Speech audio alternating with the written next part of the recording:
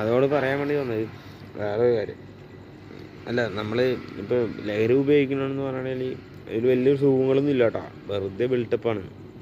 അപ്പോൾ പിള്ളേർ അവിടെ കാണിക്കുന്നുണ്ട്. എനിക്ക് ഏകദേശം ഒരു 30 വയസ്സായിട്ട് നിങ്ങൾക്കറിയാലോ, 36 വയസ്സായി ലേറ്റ്.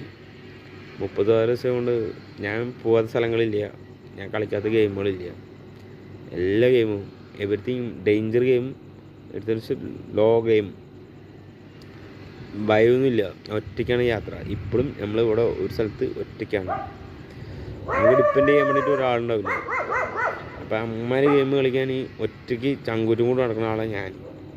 ഈ നാട്ടിൽ എന്ന് പറയുമ്പോൾ നമ്മൾ നാട്ടിലത്തെ നാട്ടുകാർ അങ്ങനെയുള്ള ഒരു ബേസിക്കലുണ്ട്. അവൻ്റെ മുന്നിൽ നമ്മുടെ ടെറർ കാണിക്കാൻ പാടില്ല. നമ്മളെത്ര വലിയ വില്ലനാണെങ്കിലും നമ്മൾ സില്ല് മാൻ. അപ്പോൾ അവരും അവിടെ ടെറർ കാണിക്കും. ഇവിടെ നമ്മൾ ടെറർ കാണിക്കുന്നത് കണ്ടു കഴിഞ്ഞാൽ തന്നെ മൂത്രം ഒഴിക്കും. പറ്റൂല, നിങ്ങളുടെ ആരും കൂടെ പറ്റില്ല.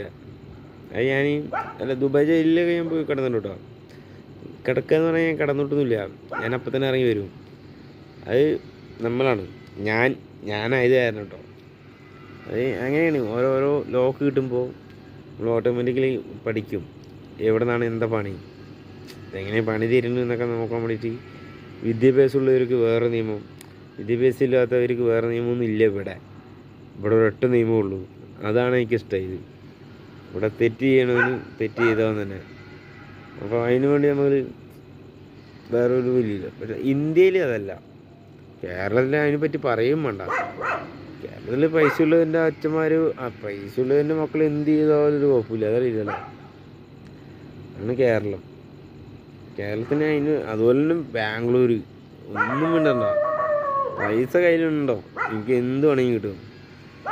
ബാംഗ്ലൂരിൽ നിന്നൊക്കെ പഠിച്ചു വരുന്ന ഡോക്ടർമാരാണ് നമ്മുടെ നാട്ടിൽ ചികിത്സിക്കുന്ന പറയുന്നതിൽ തകർന്നു കൂട്ടോ. എൻ്റെ കുറേ കൂട്ടുകാരുണ്ട് ബാംഗ്ലൂർ ഡോക്ടർ പഠിക്കുന്ന ആൾക്കാരാണ്. പേരൊന്നും ഞാൻ പറയില്ല, ചെറുപ്പന്മാരെ കൂട്ടുകാരന്മാരാണ്.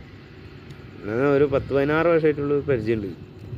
ഫുള്ള് ഡ്രഗ്സും സ്റ്റെപ്പൊക്കെയാണ് ഉപയോഗിക്കുന്ന ആൾക്കാർ. പേരും കാര്യങ്ങളൊന്നും പറയില്ലേ. പക്ഷേ ഇവന്മാരൊക്കെ ഡോക്ടറായിട്ടുള്ള കഥ ആലോചിച്ച് നോക്കിയൊക്കെ. ഞാനിപ്പോൾ വലിയ വലിയ ജ്വല്ലറി ആളുകളൊക്കെ ആയിട്ട് കനക്ഷനാണ്.